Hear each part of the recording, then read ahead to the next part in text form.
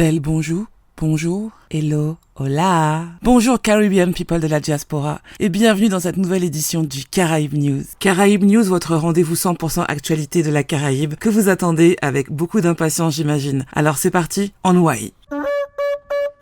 CARICOM. Capri lance un portail sur les investissements chinois dans la Caraïbe. Le Caribbean Policy Research Institute Capri a récemment lancé le portail numérique Chine CARICOM visant à analyser des projets diplomatiques et économiques chinois en Antigua et Barbuda et dans la région Caraïbe. Ce portail cartographie plus de 800 projets chinois réalisés entre 2013 et 2023 dans les nations caribéennes participantes. Il sert de ressource essentielle pour les décideurs politiques et les chercheurs, leur fournissant des données objectives et factuelles sur la nature et l'étendue des investissements chinois dans la région. Les investissements chinois se concentrent notamment sur des secteurs tels que les infrastructures numériques et les énergies renouvelables. Des pays comme la Jamaïque et le Guyana ont attiré la majorité des investissements, la Jamaïque recevant environ 3,16 milliards de dollars sur les 10 milliards investis dans la région. Ces dernières années, la stratégie d'investissement de la Chine a évolué, passant de grands projets d'infrastructure à des investissements plus diversifiés dans la technologie, la transformation numérique et l'éducation. Cette tendance s'est accentuée pendant la pandémie de Covid-19 avec un intérêt accru pour les projets liés à la santé et aux infrastructures numériques. Le portail sera mis à jour régulièrement avec une prochaine actualisation des données prévue pour juillet-août 2025.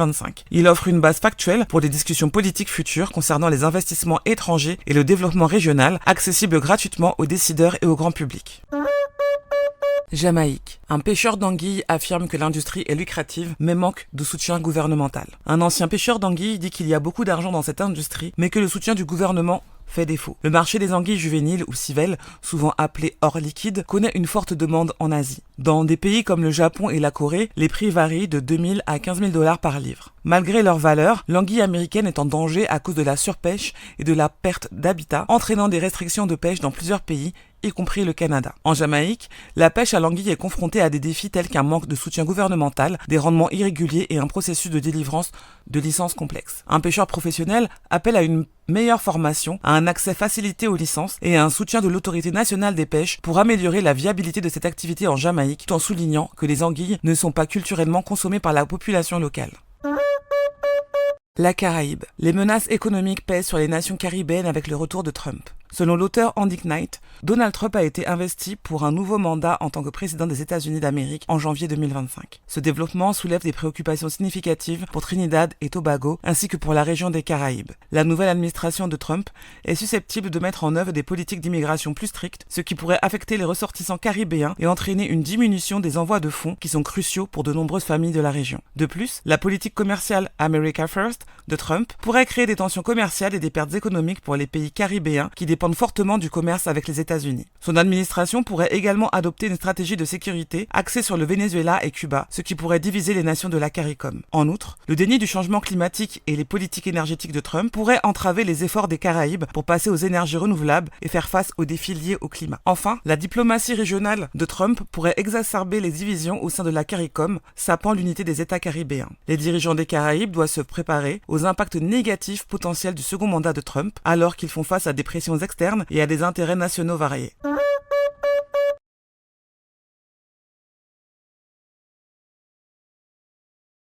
Lolo-Pays, c'est une épicerie fine créole et un espace de culture. Lolo-Pays, c'est l'âme du pays, c'est l'esprit du Lacou, c'est l'art de vivre et de commercer en Guadeloupe. Ce sont des produits d'exception, un espace culinaire et culturel. Monalo, Guadeloupe.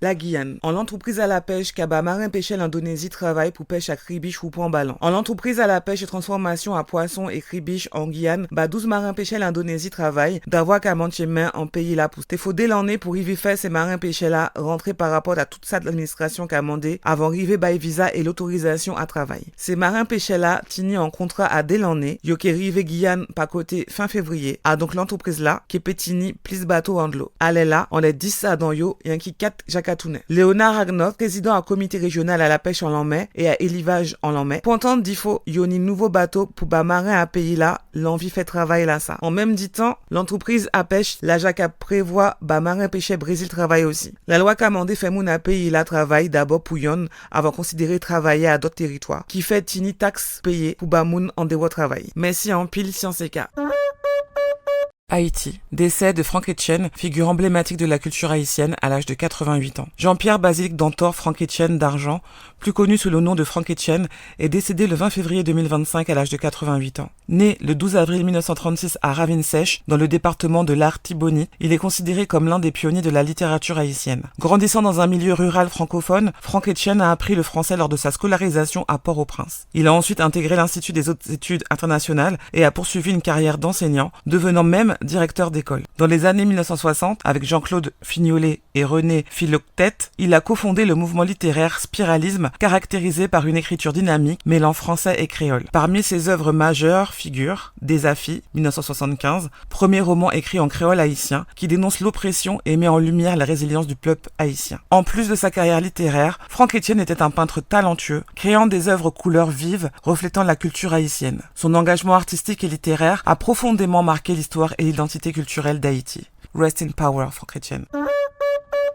Martinique. La Martinique devient membre associé de la CARICOM. Le 20 février 2025, lors du 48e sommet de la communauté des Caraïbes CARICOM à la Barbade, la Martinique a signé son adhésion en tant que membre associé. Cette étape marque un tournant historique pour le territoire, renforçant son intégration régionale. Le président du conseil exécutif de la collectivité territoriale de la Martinique, CTM, Serge Letchimy, a qualifié ce moment d'émouvant et historique, soulignant que la Martinique retrouve ainsi sa place au sein de la Caraïbe. Avant que l'adhésion ne soit pleinement effective, le Parlement français doit ratifier le protocole privilèges et immunités, une procédure qui pourrait prendre entre 6 mois et 1 an. Cette intégration vise à dynamiser les échanges commerciaux et à améliorer la collectivité régionale. Serge Letchimy a également évoqué la nécessité de repenser le modèle économique actuel en proposant un triangle du progrès reliant l'Europe, l'Afrique et la Caraïbe afin de favoriser des importations de matières premières depuis des régions proches. Bien que la Martinique ne soit pas un État indépendant et ne puisse intervenir dans certains domaines, l'accord avec la CARICOM permet au territoire de conclure des accords bilatéraux au sein de la communauté, facilitant ainsi la circulation économique et commerciale. Cependant, des améliorations en matière de logistique et de connectivité sont nécessaires. Le président du conseil exécutif a souligné l'importance de renforcer les connexions numériques, aériennes et maritimes dans la région, ouvrant ainsi de nouvelles opportunités pour la jeunesse martiniquaise et les entreprises locales.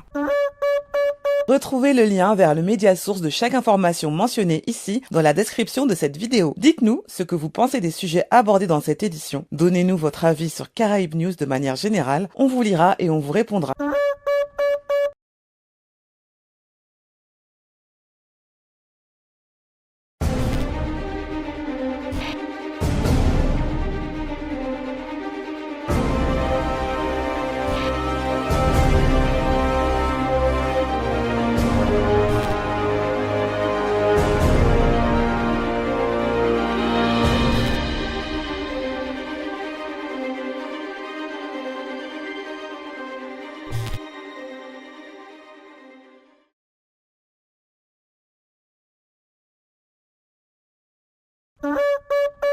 Vous aimez Caraïbes News et vous souhaitez nous soutenir? Alors n'hésitez pas à liker et partager cette édition de Caraïbes News avec vos amis, car plus on est de fous et plus il y a de news. Pour ne rater aucune des futures éditions, abonnez-vous à la chaîne YouTube USC United States of the Caribbean ou alors à la playlist USC Caraïbes News de la chaîne. Et enfin, si vous en avez la capacité, vous pouvez aussi nous soutenir en nous offrant un thé ou un café, voir le lien de notre page Buy Me a Coffee dans la description. Je vous invite également à visiter la page Instagram United States of the Caribbean @USC 5_ pour suivre l'intégralité de son activité. Sur ce, je vous dis à dans d'autres soleils.